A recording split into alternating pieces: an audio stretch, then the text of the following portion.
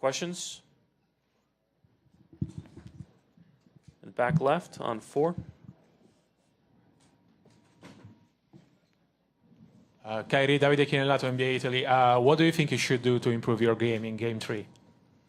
Just be myself. Go out there and be aggressive. I feel like Game 2, a few opportunities I didn't take advantage of, and kind of conceded to their defense of them kind of pressuring me into getting downhill, but also seeing a lot of bodies. So just attacking early in transition as well as in the half court, and just staying true to myself.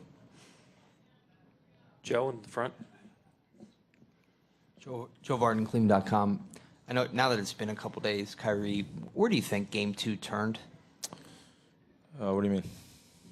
Well, I mean, after 1, you guys were ahead and in it, and then, at some point it got away. Was there a thing that happened, or just a reason that you've been able to discover since that kind of sent you down the wrong path? I think that when it comes to, when they go on their runs, we have to be able to withstand those punches. And Game 1 and Game 2, we've done it at times. We've shown that we're capable of doing it, but we're just constantly on our heels. First quarter of Game 2 went really well for us, especially defensively and how fast we were playing. And then they go on, I think, a 17-0 run, I believe, in the second quarter. So we just got to be, withstand the punches and have stay true to our game plan and what our offensive package is to withstand those punches. Obviously, they're going to make shots. They're a great team. So we just contest, and we got to get on transition. If we don't have anything in half court, then we play through our continuity plays, and we go through me and Bron. So only thing this way is going to go is if, myself and Bron, we have to will our ways to their defense. They're doing a lot of switching, a lot of things that to make us uncomfortable, which we haven't necessarily seen throughout the season. So for us, it's just about preparation, a lot of film work, and trying to avoid, getting down in those runs. So, Mike? Mike Wise, ESPN's The Undefeated.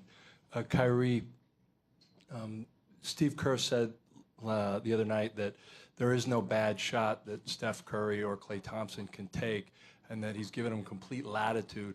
Are you envious of that when you hear that, or do you think that nowadays that players just have much more latitude to shoot as many times as they want, as opposed to when you were coming up?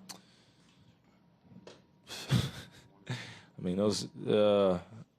can see it in their play. They've been that way, practically for the last 2 seasons, which is, I feel like they deserve it. That makes their team go. They have guys that play specific roles in their team, and they shoot their shots when they're open. But Steph and Klay, which we're aware of, have the ultimate green light. It's dang near neon. So they're shooting, fading out of bounds or coming off down screens or anything like that, which is, a credit to their team and Klay and Steph while they shoot the ball. And just to follow up, why do you think there's any backlash against Steph in particular from older players? They seem to prefer you breaking a guy down and going to the hole more. I don't know what that's about, and I'm wondering if you have any ideas on it yourself. I don't know. Scott up front. Kyrie, Scott Sargent, WFNY. Now that the dust has settled after games 1 and 2, specific to your shooting percentage, what have you seen on film that gives you confidence that you can correct that, for games 3 and 4?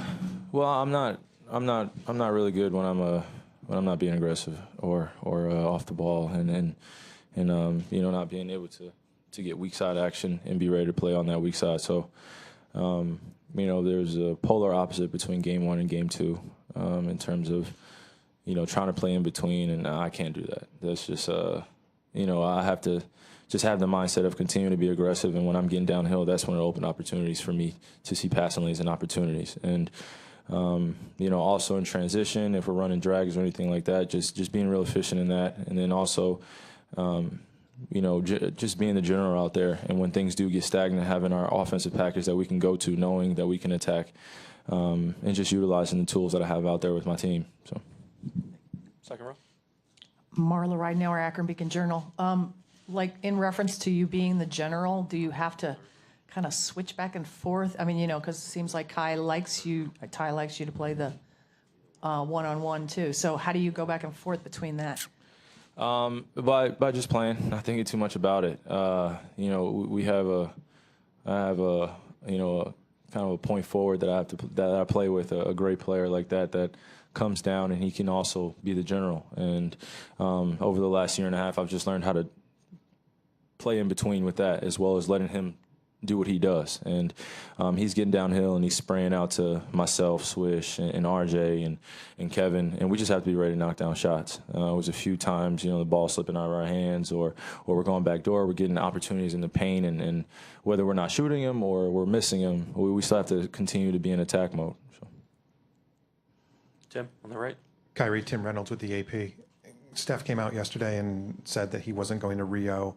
I'm curious, when it comes time, after all this is done, to make your decisions on what to do this summer, how much will who's actually going to be on that team factor into your decision? Like, will your mind in any way be swayed by what Bron decides or something like that? No.